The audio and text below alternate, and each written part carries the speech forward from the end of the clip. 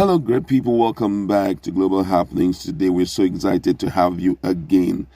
The US and also the British government has finally responded to the letter that was sent to them by the legal team of Sh0ck Nnamdi Kanu that they should be represented in the court case that of Sh0ck Nnamdi Kanu starting today.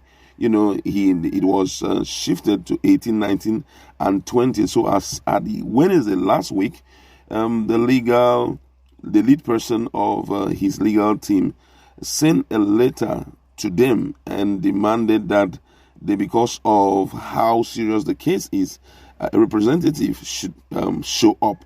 You get to hear their response to know if actually they will be in court today. But before we continue, if you're not subscribed to our channel, just hit that red subscribe button and also the bell icon so that you get notification anytime we publish our videos.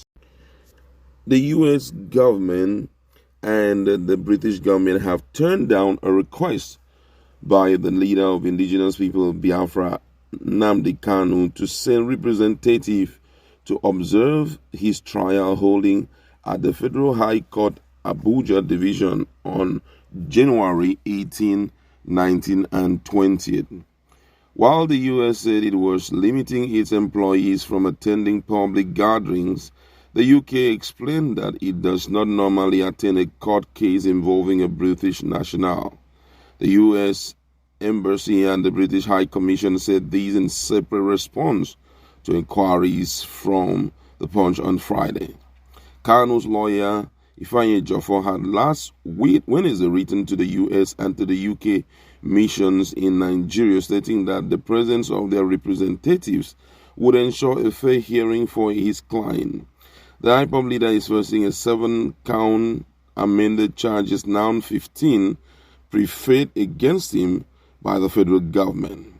The letter titled Request for the Delegates / Representatives to Observe Court Proceeding in charge number FHC/ABJ/383/218 Federal Republic of Nigeria versus Nnamdi Kanu. Reading part, may we gratefully please request you to send representatives to observe the proceeding of the court on those adjourned dates and on any other date to which further proceeding in the case may be adjourned until the matter is disposed of. The need to ensure that our client is given a fair trial has compelled us to make these requests. The instant request is compelling in the circumstance to ensure that the whole process of our client's trial is fair and just in all circumstances. It must be remembered that his purported indictment on criminal charges has a political undercurrent. Ejiofor argued that the federal government has a profound interest in the criminal charge pending against his client and the outcome of the trial. Joining Nnamdi Kanu's case against Nigeria, IPOB American lawyer writes US, but the US mission, which disclosed that it is following the trial closely, declared that its official will not attend the court. It stated, the U.S. mission Nigeria is following the trial of Nnamdi Kanu closely. The U.S. Department of State is limiting employees from attending public gathering. In its response, the British Commission acknowledged Kanu's status as a Briton, but stated that FCDO, that's Foreign Commonwealth and Development Office, would not normally attend a court case involving a British national, but where we do consider it appropriate to attend, our consular staff would do so in an observational capacity only.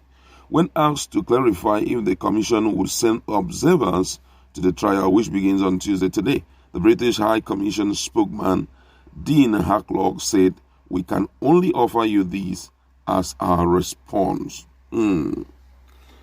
Wow, which means those guys are not showing up. Let's look at what Nigerians have to say. This one said, "This life, Sha, when you overbeat drum, na tear the tear. People know they associate with failure, disaster, and calamity because that's what they are. Are IPOP saying all those listed countries are not reading the activities in their region. Another 4 sit at home today. Are there no people from the other parts of Nigeria residing in any of the southeast states? No foreigner. Why should they sit at home, disrupt their daily routine? A group that has not attracted a single development to their region except destruction. Imagine this, what is going on. I don't want to read that. Now one here saying, Kanu, you will never ever end well in this life. Wow, the response are not good enough. The response are not good enough.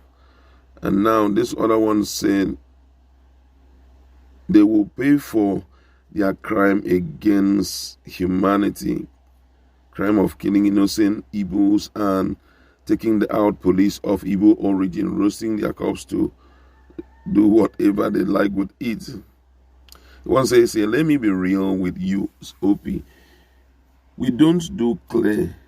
We don't declare for Mazi and his guns.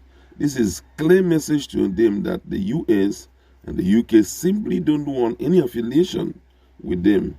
By the time they are done with him, he'll become a repentant in Kuje prison. So what is happening to the economy and people of South is forcing people to stay at home against their will. People we don't want go hustle, seafood chop. Una they stay, say make them stay for home. She una will provide them food and other amenities. Worse is that Nnamdi Kanu always appear in court looking very fresh and damper. That's his white track down and suit that somebody annual salary is who you are sitting at home for. This one says, which kind of life Kanu can't live like this? We only need to check words that came out of our mouth. May God help us. So many reactions. This one says, this is a huge blow to him. But on the other hand, everyone should join the moving train.